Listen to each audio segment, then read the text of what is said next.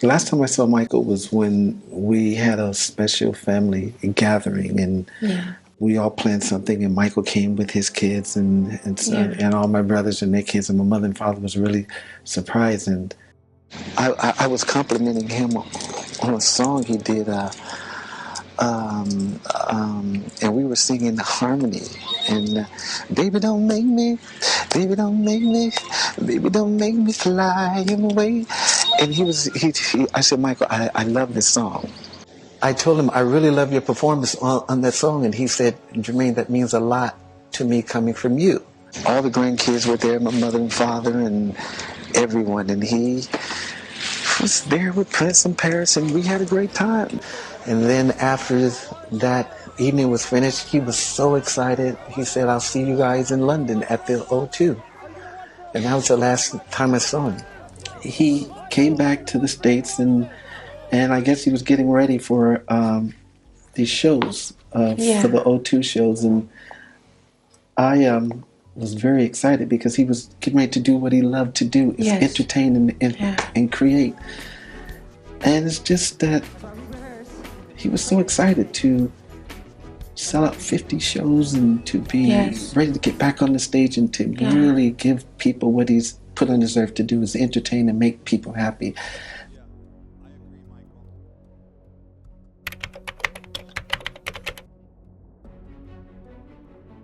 My wife and I were on the other side of town. We got a call from Larry King saying, Jermaine, do you know anything about Michael being rushed to the hospital?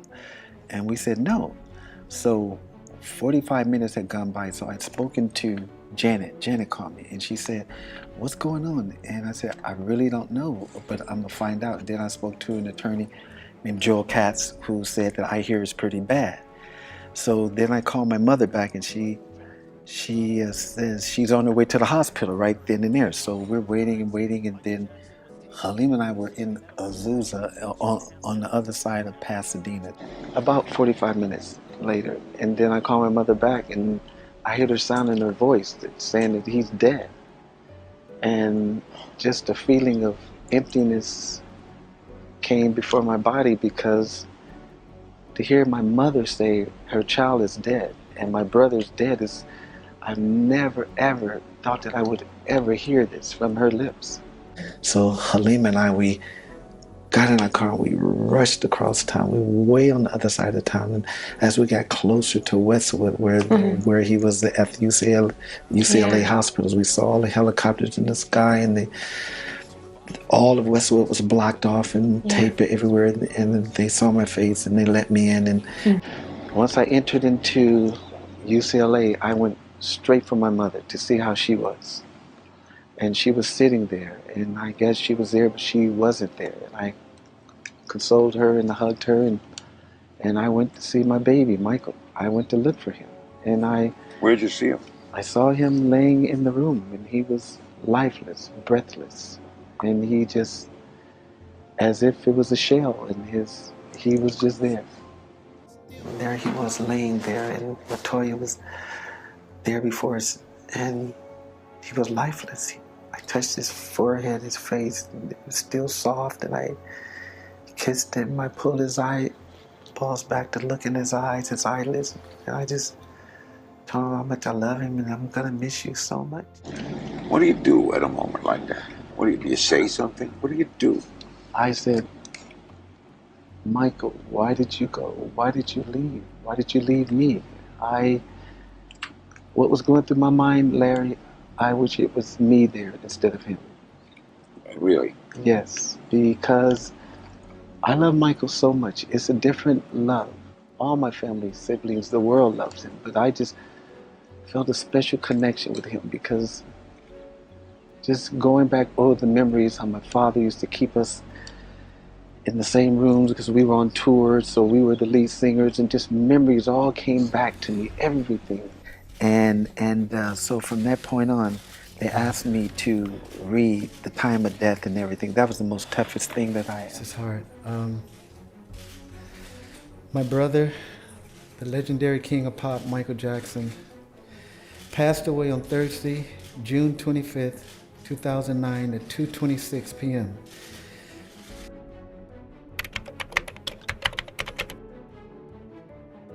You know, in the end of the day, whatever about him being Michael Jackson superstar, and he's your brother. Yeah, but and he's, you know.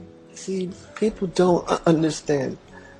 Michael was a person who saw good in everyone. Everyone. That's why the songs "We Are the World," "Heal the World," "Man in the Mirror," "Earth Song." He was trying to show people it's not about the materialistic things. It's not about money. It's about people, caring about people, children who go to bed starving. Millions of children every day. He was the voice for children. He was concerned about the rainforests in '84, before Al Gore started with the global warming, everything. This is who Michael Jackson really was. Well, so what is the legacy of Michael Jackson? He will be considered a genius, always, a tortured genius. The legacy of Michael Jackson is Michael being a wonderful person, a wonderful father, a caring person, a humanitarian, a person who wanted good for everyone, a person who would give his last whatever just to make someone else happy. What he has done for the world, not just the financial, but just the happiness of people. What kind of price can you put on that? How do you value that, Matt? Meaning that the joy to make someone happy, to make someone smile through your actions, through what you're doing. There's no price for that. If I could, the price for success, had I known what the price was, I would have never done it. None of it. Never. Stayed with the bunk beds and the simple life. Just normal life, yes. Are you okay today? It's very hard because I feel I've lost a part of me, and I guess my whole family feels that way. And the knowing that his presence has been so strong around the world, but even with us as a family, we realize that we're all brothers and sisters. But then Michael just didn't belong to us; he belonged to the world, and he was blessed with the talent. He took those blessings and made sure that he gave back, made sure that he brought wonderment and enlightenment to not just children, people around the globe. And that's why it's such a tremendous loss. I mean, billions of people appreciated him because they can tell. You can't fool the fans. The media have their angles and their ways of saying things. I just felt that when this happened, I just wish it wasn't him. And unfortunately, it happened that way.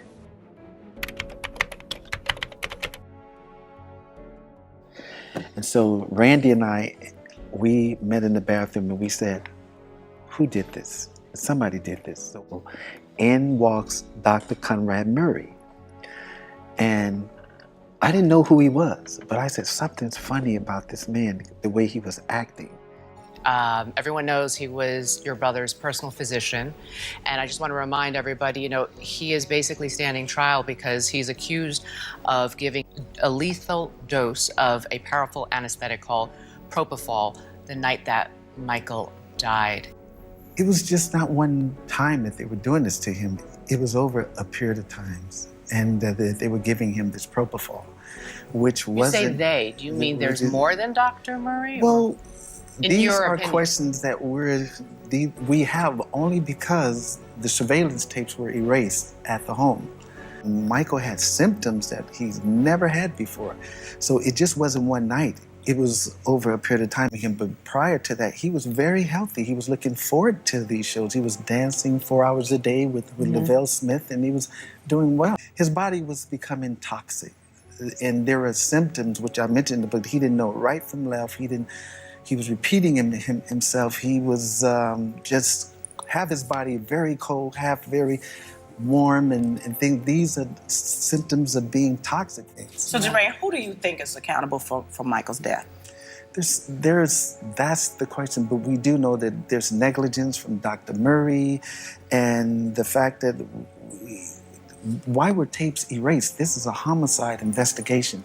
nothing should have been erased. So there's somebody that they didn't want to see coming in and out the house during that time. And the question is, Michael was not a drug addict. Michael, whether he asked for propofol, it was to sleep.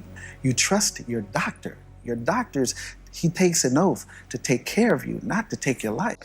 You know what, Larry? It's not even important whether he keep his license or they take his license away. The bottom line is, Michael's not here. What he administered in Michael should have been in a hospital setting, and he did not act alone. I all feel, myself, Randy, LaToya, all of us feel that he's the fall guy. And knowing how this whole thing works and knowing it's higher up than just the doctor. And he's there, and if you squeeze him hard enough, he will talk. I feel, my personal feelings is, I feel that the doctor's just a finger to a bigger hand. There's more involved. And because to kill Michael Jackson and only get 2 years and you're out, that's unheard of. But we know and understand it was a plan before that. Yeah. They was trying to get rid of him. Yeah. I find myself saying, Michael, you're supposed to be here. You have so many more years left in your life.